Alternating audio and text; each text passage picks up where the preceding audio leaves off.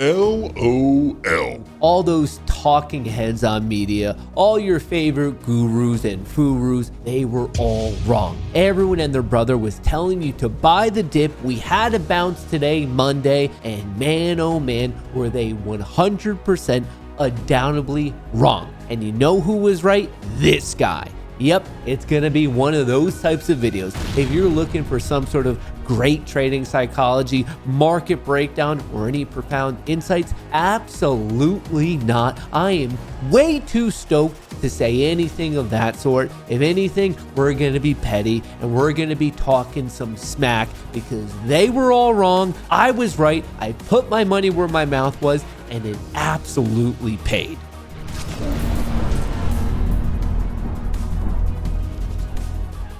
Honestly, if you ask me, the interns who write these headlines should give me a call and just ask where the price is going to be at the end of the day, because that's how spot on my predictions have been, and in reality, it would save them some time. But anyway, by the time the world's largest casino officially closed on the day, here's what they had to say. S&P 500 closes lower Monday as markets comeback attempt fizzles, and who knew it was going to fizzle? This guy.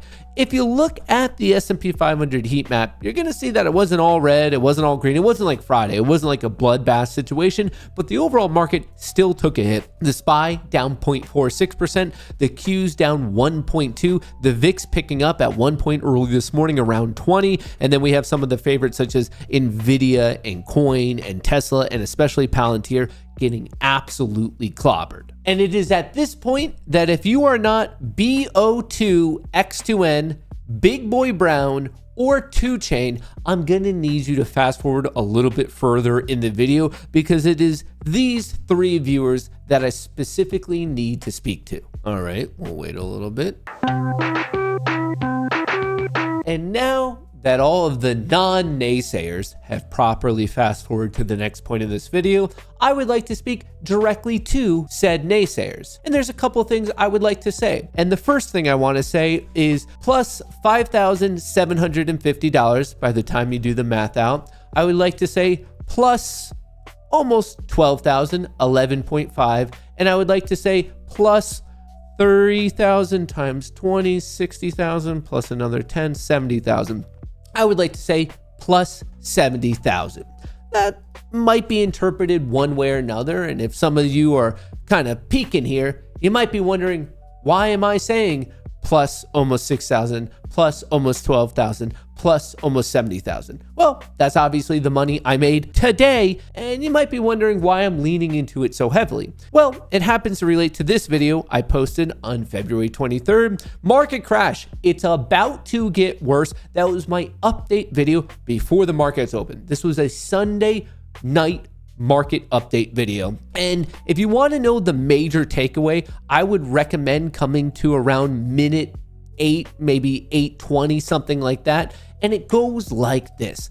I basically said that even though we were having a horrible day on Friday, yes, the markets got clobbered down 1.7%. I did all the mathematical research and I said, hey, markets don't bottom on Fridays. In fact, out of the 94 occurrences that the market dropped more than 1.5% on a Friday, 90 out of the 94, as in 95.7% of the time, the low on Friday is taken out on Monday. And guess what? It literally only took how many minutes for that prediction to come to fruition? About 23. It didn't even take a full half hour for my prediction to be right, that we were going to take out the low, and obviously it continued to sell from there. But all these naysayers, no way, Jose. Don't believe me? Check this out. It all started with Andre. Current Dow futures say otherwise. Anywho, stay hedged.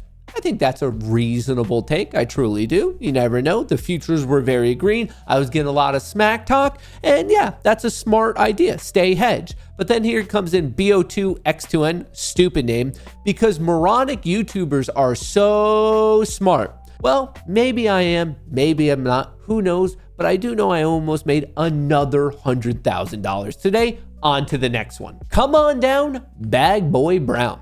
I mean, it's going back up today. Who cares what it did Friday? Well, statistics do. And we know from the action on Friday, we had a statistical chance, a higher likelihood than not of continuing down, and that's exactly what happened. So that's who cares about a Friday. And last but not least, I'm talking about Mr. 2 IQ point, or maybe it's 2 chain. The dude is bad with titles. Futures are ripping to the upside. You look at how long that lasts. Congrats on trying to make money on the bull side there today, Tonto. Now, some of you watching might be of the opinion that it's inappropriate for me to use my platform to make fun of and mock people who have no clue what they're doing. And you're right, it is inappropriate. It is immature. And yet, here I am, the pettiest of all motherfuckers.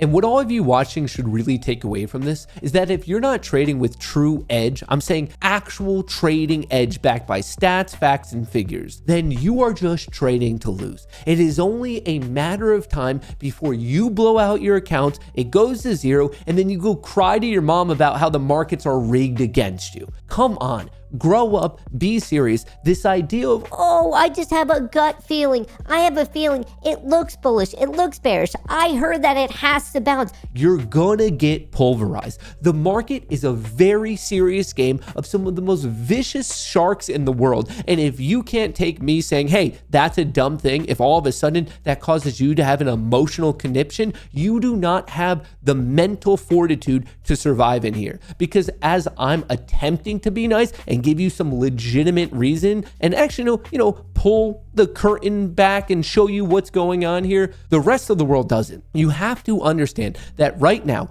in real time, there are buildings of people who are far more intelligent than I am, all working together to take your money. And if you're sitting here, Oh, he hurt my feelings. I know this is mean to say, but this is actually the nicest thing I could possibly say.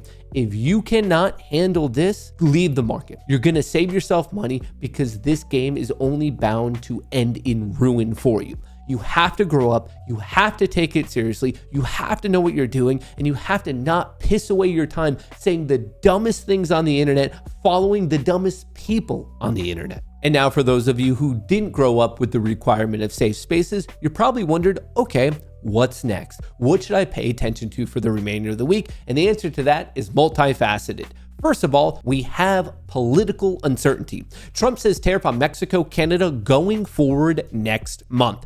President Donald Trump said that sweeping U.S. tariffs on imports from Canada and Mexico will quote unquote go forward when a month-long delay on their implementation expires next week. So obviously taking a step back, this is what you need to be paying attention to as we conclude the month of February and obviously kick off the month of March. Don't forget, we're also in earnings season and there's one big company left to report, and that little ditty goes by the name of NVIDIA, reporting after the market closes on Wednesday. And then from market close on Wednesday to before the market opens on Thursday, we get not only the durable goods report, but the very important GDP report. And then that leads us into the inflation report on Friday. So we have a lot going down. And the positioning into this is very strange, very confusing. On the screen right now, you can see not only the price of the S&P 500, but you can see the options flow throughout the day.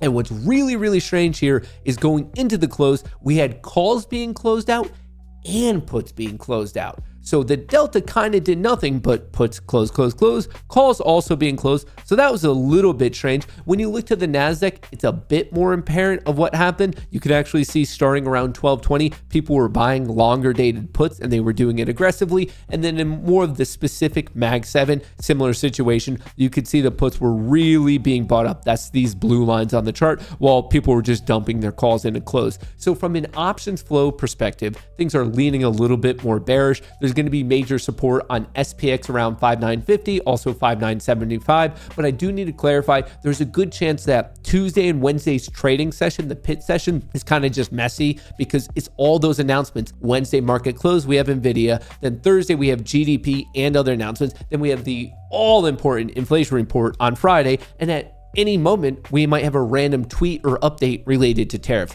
So if I had to guess right now, I think the action right now. Even though Monday was kind of cool, I think things will cool down for about a day, day and a half, and then it picks back up in the later half of this week. So please be prepared for it. And if you're curious about all these key levels of which ones to watch and how I know what's going on, remember, this is all done for free, Monday to Friday, 9 to 11. Not only am I streaming the breakdown of what's happening in options and the interesting movement, but I'm also showing you my own accounts, what I'm getting into, what I'm getting out of. And in fact, all the trades today, you pretty much could have seen all of them live streamed, and there were some of the extra ones were in the Discord. But anyway, lots of stuff being given away from free. Obviously, remember, to be successful, you gotta take this seriously. You can't just be firing from the hip, or it's eventually gonna end in disaster. I appreciate all the good vibes. I appreciate all the love, but obviously, what was this? BO2X2N, Big Bag Boy Brown, maybe is his name, and then 2 Chain, you are now forever my nemesis.